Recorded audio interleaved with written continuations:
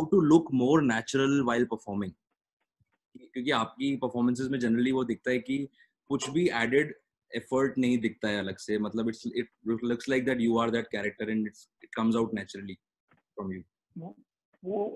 कह सकते हैं कि मैं रोल इस तरह के चुन पाता हूँ कि जो मुझे लगता है कि मैं उसमें इजाफा करूंगा या उसको थोड़ा सा कंट्रीब्यूट कर सकता हूँ। दूसरी चीज है कि जो लिखा गया है, जो स्क्रिप्ट है, उसको गीता समझना, उसको समझना कि हाँ ये अगर मतलब एक बार आप कन्विंस हो जाएं उसके बाद फिर उसके ऊपर प्रश्न चिन्ह नहीं होना चाहिए। जब आप सेट पे हैं तो उसको बाइबल की तरह आप ट्रीट कीजिए और उसको पढ़िए। उसमें आप जब पढ़ते हैं तो बहुत कुछ नया निकलता है, बहुत कुछ नया निकलता है। और अगेन, अगर आपको डायरेक्टर के साथ कई बार होता है कि आपकी जुगलबंदी ठीक नहीं होती है, आपको लगता है कि वो बेवकूफ है या वो उसको समझ ही नहीं है, उसको तो ये सीन ऐसे करना चाहिए था, तो वो आपका एरिया नहीं है, आप सरेंडर कर दीजिए। आपको या तो उस प्रोजेक्ट में होना ही नहीं चाहिए था, आप थोड़ी बहुत डिबेट कीजिए, लेकिन फिर ये डायरेक्टर का मीडियम है एक तरह से और उसकी जिम्मेदारी है, तो आप उसको पूरी छूट दीजिए, बोलिए कि आप बताइए सर, सरेंडर कर दीजिए, उसमें जिंदगी आसान रहती है, मुझे ऐसा लगता है। डिबेट कीजिए, अगर आपको लग रहा है कि बिल्कुल ही नालायक हो रहा है तो आप छोड़ दीजिए, फिर बोलिए कि मैं इसमें सरेंडर कर रहा हूँ, मैं उस तरह सरेंडर कर रहा हूँ कि मैं नहीं आऊंगा इसमें। पर वो फोर्स कभी लगना नहीं चाहिए, आपको नहीं एक्सेप्ट करना चाहिए कि आप फोर्स कर, अगर आपको लग रहा है तो। हाँ, क्योंकि आप ये सारी जो चीजें हैं वो शूटिंग शुरू होने से पहले होनी चाहिए। वो अगर उसमें आप होमवर्क, क्योंकि आमतौर पर प्रॉब्लम कहाँ होती है जब आपने होमवर्क नहीं किया होता। होमवर्क कर लेते हैं तो उसमें प्रॉब्लम नहीं होती। उसमें क्या है कि आपके सारे जो प्रश्न है उसका सोल्यूशन निकल आता है और डायरेक्टर भी या राइटर भी रेडी रहते हैं आपको अकोमोडेट करने के लिए। लेकिन अब सेट पे जाके बोलेंगे नहीं आपने ऐसा बोला था लेकिन मैं यहाँ पे ये पहनूंगा या मुझे ऐसा होना चाहिए या ये मैं डायलॉग नहीं बोलूंगा, ये मेरे कैरेक्टर के अगेंस्ट जाता है, तो वो नाजायज है। जी जी।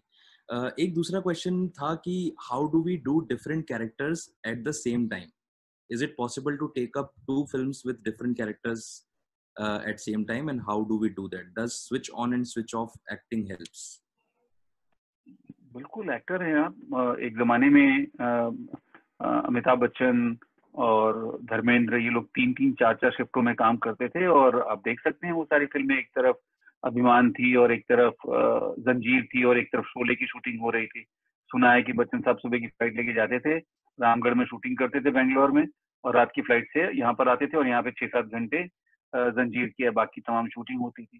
तो वो अब अगेन, अब खैर ऐसा अब तो नहीं होता है फॉर्चुनेटली, लेकिन अगर ओवरलैप हो भी रहा है तो वो तो एक्टर है, आपकी एक्टिंग, अब कलाकार हैं तो उसके अंदर तो आपको ये तो आपको बिलीवेबल बनाना ही पड़ेगा। जी जी। एक क्वेश्चन है कि जो कि इंटरेस्टिंग लगा मुझे भी, कि how to play a character which you have never seen before और रेड अबाउट बिफोर।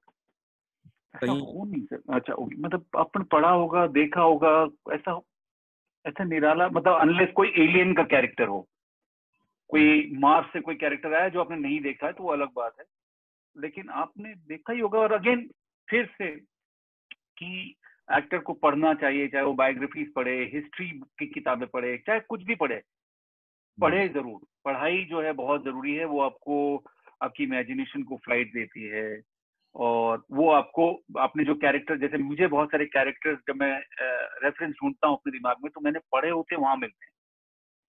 मुझे मंटो की कहानी का कोई कैरेक्टर अच्छा लग जाता है, मुझे परसाई जी की किसी लिखी हुई बात का कुछ अच्छा लगा, राग दरबारी का कोई एक पात्र मुझे बताता है कि हाँ ऐसे कर सकता हूँ मैं इसके अंदर। राइट।